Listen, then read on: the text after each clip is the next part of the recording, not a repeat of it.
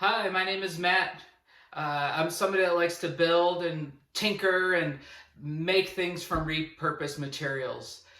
Behind me is a project that I've almost finished. It's a king-size bed made from architectural columns out of an old City of Buffalo, New York home, part of a church pew, and then some other new materials that I purchased. But for this video, what I'm really going to focus on is going to be making the poles for the cabinets that are below the bed. So if you take a quick look, here are the cabinets. There's two cabinets, or two drawers rather, on either side. And when I pull them out, plenty of storage. But the issue is I really wasn't able to find any poles that at the local hardware store that I liked. So instead I'm going to try to construct something using some sort of unique or interesting material. With this bed in particular, it kind of has this old world vibe, kind of funky. So I'm looking for something that'll kind of have that aesthetic. So in the next part of this video, hopefully I have something in my hands that I can try to figure out and use. So keeping with the theme of old world, I decided I would like some sort of material that's of a brass or bronze color. To me, that just makes me think of old world. And that, in turn, got me thinking about a material that I've been using a lot lately. For folks that are either musicians or enjoy live music, you'll likely recognize this. This is actually a drum cymbal. I'm a percussionist myself, and I've used this, as you can see, in other projects. What I essentially do is I cut round holes out with a hole saw, and then I use those pieces. So in this instance, what I'll be doing is, if you could visualize one of these round pieces of bronze, I will secure it at the top to the drawer, and it'll be kind of dangling at the bottom. I can just kind of grab them and use those to pull it out. So in the next part of the video, I'll show you cutting these out.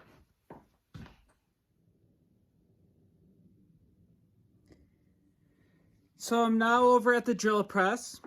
As you can see, the cymbal is securely mounted.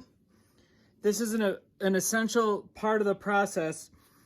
With this cymbal in particular, you see all these jagged edges, and really anything where you're cutting that's steel or some sort of metal alloy, you need it securely fastened down. Otherwise, it can come loose while cutting and you can get injured. And of course, you could also damage the piece you're trying to create. So what I'll be using is a hole saw, but more particular, it's a carbide hole cutter. If you try to use the regular hole saws you might use to cut through wood, you might be able to cut one or two of these out, but then you're going to destroy your cutting tool. I know this from experience. It took me a while to figure out what I actually needed to use. And this is a more expensive one, and I'm really happy with it so far. Also, an important thing my father taught me years ago: whenever you're cutting through something like this, you want to use cutting oil. For one, it makes it easier for the tool to cut through the material. It won't get as hot, and it'll also prolong the life of your cutting tool. So I've got my safety glasses on. I'm going to put my ear protection on, and then we'll see how this thing goes.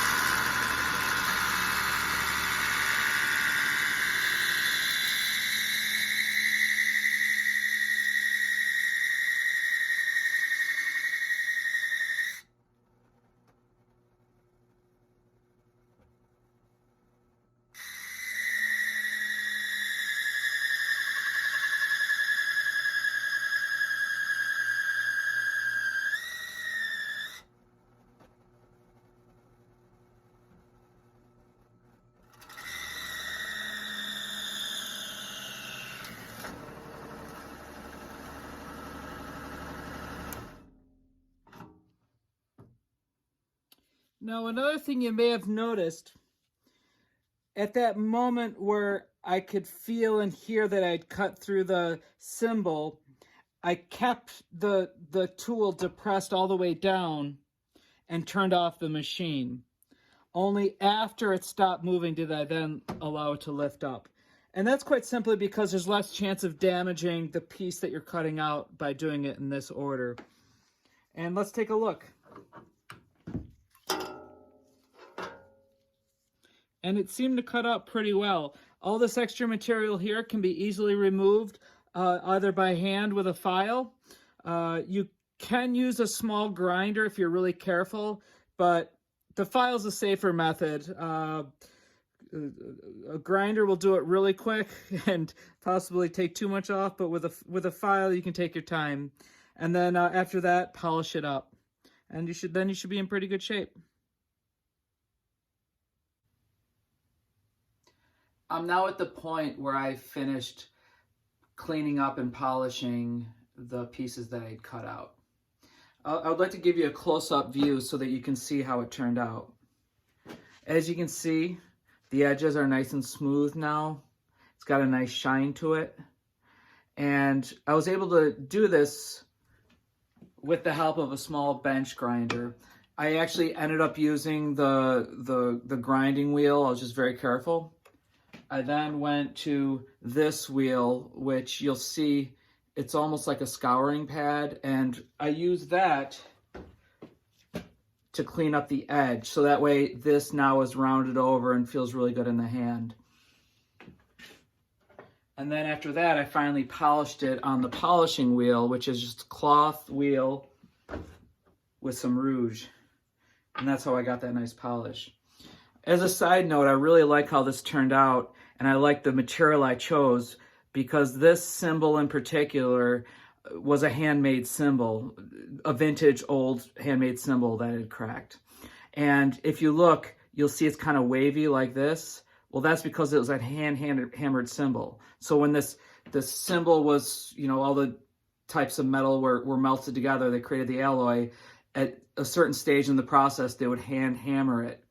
And then you'll also see these ridges or lines. These are also handmade because then the cymbal would be put on a lathe, and then by hand you'd move and create these striations. And as you see, they're different because they're handmade. And I love the fact that it's got this handmade feel to it. So now I'd like to talk about what I'm actually going to do with this. Like, what is it? You know, how am I going to attach this to the drawer? You can see I drilled a hole at the top, so that's one key element, right? And then I got thinking, okay, maybe I can use some sort of wire. And from another project, I happen to have some of this TIG welding rod. And you'll see it's kind of a brass color. So at first I actually thought of a coat hanger, but I didn't like the idea of regular metal that's going to rust over time, where this, I'm pretty sure, will hold up and it looks appropriate. You can get it in different thicknesses. This is kind of the thickness of a coat hanger. I experimented with different thicknesses, but landed on this. So essentially I plan on bending the wire like this, putting this in, drilling a hole. Well, I mocked it up, so I'll just show it to you. In fact, I have a few different options. They all look similar, right? You got the piece here, and it goes through the scrap of wood, which you can imagine being the drawer. But they are all a little different. I started with this one here, and from the side profile, you can see this is really doesn't look great. I bent that by hand, and it was my first attempt. And then I realized I want something that's a little more finished looking. So then I took a floor tom leg, basically a round rod, and I bent this around that. So it gave it a nice round finish, but I thought it was too big. It looked a little clunky. So then I found a smaller rod. For you drummers out there, I used the bass drum beater. And that's what I settled on, and I think that looks really nice. And then the other thing I did was I drilled out some other pieces of cymbal to dress up where the rod is going to go through into the drawer. I started with a large one. Once again, I thought that was a little too big, too close to the size of the pole. So then I made a much smaller one. And this is the one I'm gonna end up making. So you can see nice big pole, smaller ornamental piece here, and then there it is. And to give you an idea, all I'm gonna do basically is make these pieces, push it through, bend the ends over, and then put some sort of plate on the inside of the drawer so my clothes don't get caught in it. But that's basically it. I'm gonna stop the video now and then show you how I went through the process of bending one of these. As you can see, I've got the bass drum beater securely fastened in the vise, and I will use this shaft here to bend the wire around. So I'm basically just pulling the wire around, trying to keep it tightly around, and you'll see I make that from it. Next, I take my needle nose pliers, put it through the middle, and then I'll bend either side down.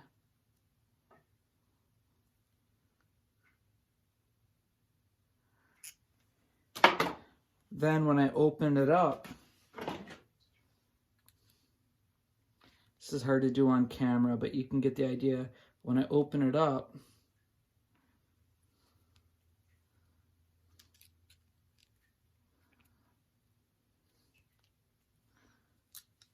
I get the shape.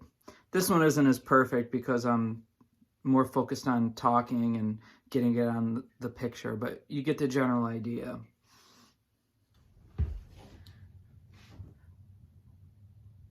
I'm making steady progress on the drawers.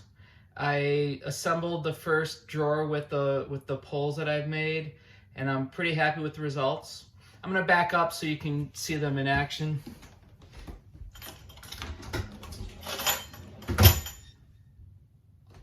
Now, one thing I didn't even think about that was kind of a cool little byproduct is how they jingle when they close. It seems fitting that, being that these are made from old cymbals, that they should have a pleasing tone to them. So that's a fun little thing. Now, how I installed them is I merely figured where I wanted to drill the hole for the wire to go through. And I made a simple little measuring jig. I basically just used these pieces so I could quickly put that on the top, mark on a piece of tape, and then same on the side. I opted to do this because it was the quickest way to get consistent marking.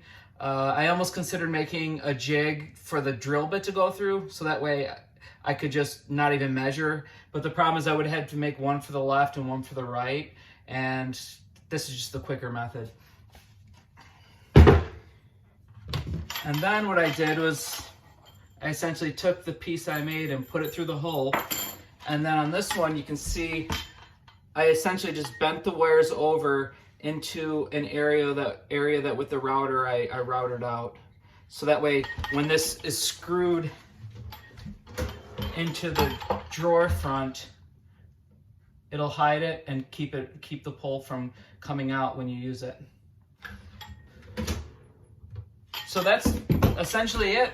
Maybe I'll add a little more at the end of some pictures, but thanks for bearing with me. This is my first time I've ever made an instructional video. So I'm still figuring it out. Hopefully I can edit this out in a way that people will enjoy it. But either way, thanks for watching.